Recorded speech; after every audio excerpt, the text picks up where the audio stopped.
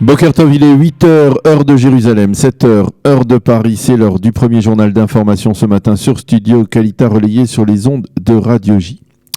Deux nouveaux cas de coronavirus ont été recensés en Israël au cours des dernières heures. Le premier est un chauffeur d'autobus de Jérusalem-Est qui transportait des touristes. Il s'est senti mal dans le nord du pays et s'est rendu à l'hôpital Poria de Tibériade. Les médecins ont diagnostiqué le coronavirus et il a été placé en quarantaine. Le second malade est un Israélien qui est rentré récemment d'Italie.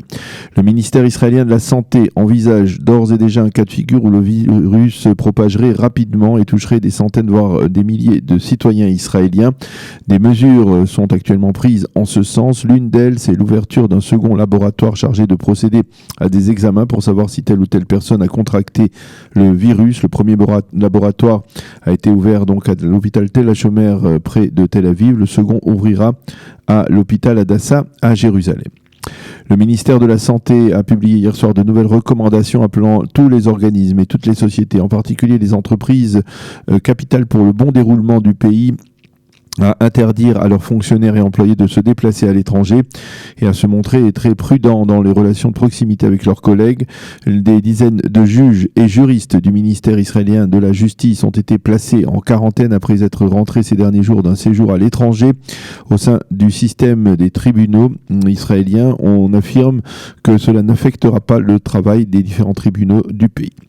Hier, le Premier ministre Benjamin Netanyahu a critiqué l'attitude du Maccabi Tel Aviv, l'équipe de basketball dont les joueurs ne se sont pas mis en quarantaine comme ils auraient dû le faire après s'être rendus il y a 2 semaines en Italie. Et il faut souligner que désormais, sur recommandation du ministère de la Santé publique, la police israélienne a décidé d'ouvrir des enquêtes pour vérifier si les personnes rentrées récemment de l'étranger respectaient les conditions de quarantaine ou de quatorzaine, comme l'on dit maintenant, à propos donc de leur possible contamination du virus du coronavirus. Mais ce n'est pas tout. Le ministre de la Défense, Naftali Bennett, a donné l'ordre hier à Tsahal d'instaurer un bouclage hermétique de la ville de Bethléem en raison du recensement de plusieurs cas de coronavirus dans la ville et dans la région, en particulier dans la localité proche de Bethléem de Beth Jalar.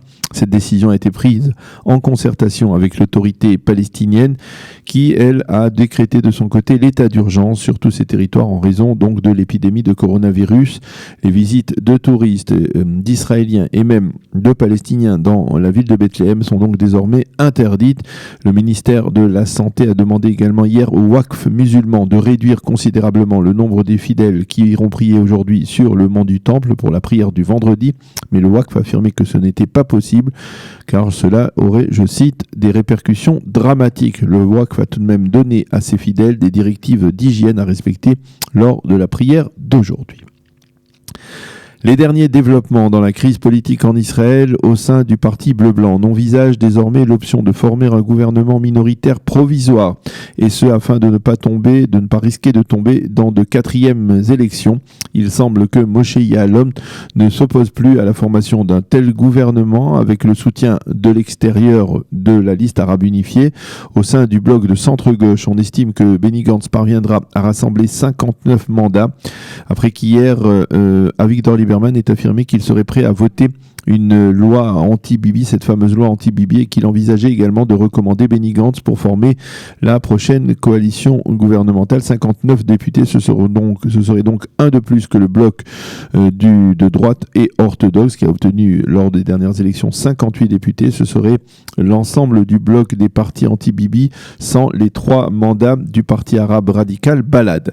Tout cela permettrait à Benny Gantz de recevoir donc en premier le mandat des mains du président de l'État, Reuven Rivlin, et donc de former ce gouvernement minoritaire provisoire. L'autre option de Benny Gantz serait la formation d'un gouvernement d'union nationale avec le Likoud ou avec des dissidents du Likoud qui ne soutiendraient plus Benjamin Netanyahu.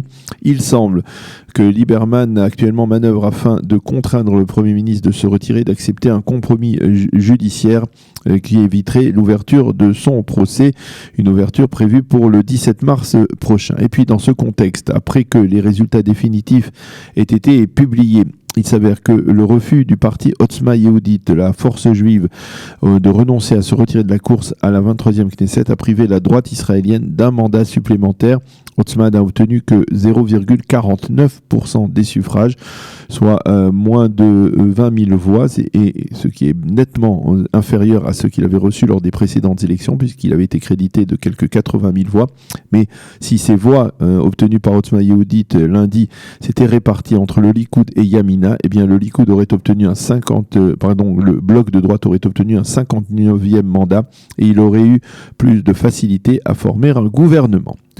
La météo, retour de la pluie et baisse sensible des températures en Israël aujourd'hui. Il fera 12 degrés seulement à Jérusalem, 18 à Tel Aviv et 24 degrés à Eilat. C'est la fin de ce premier journal d'information sur Studio Kalita.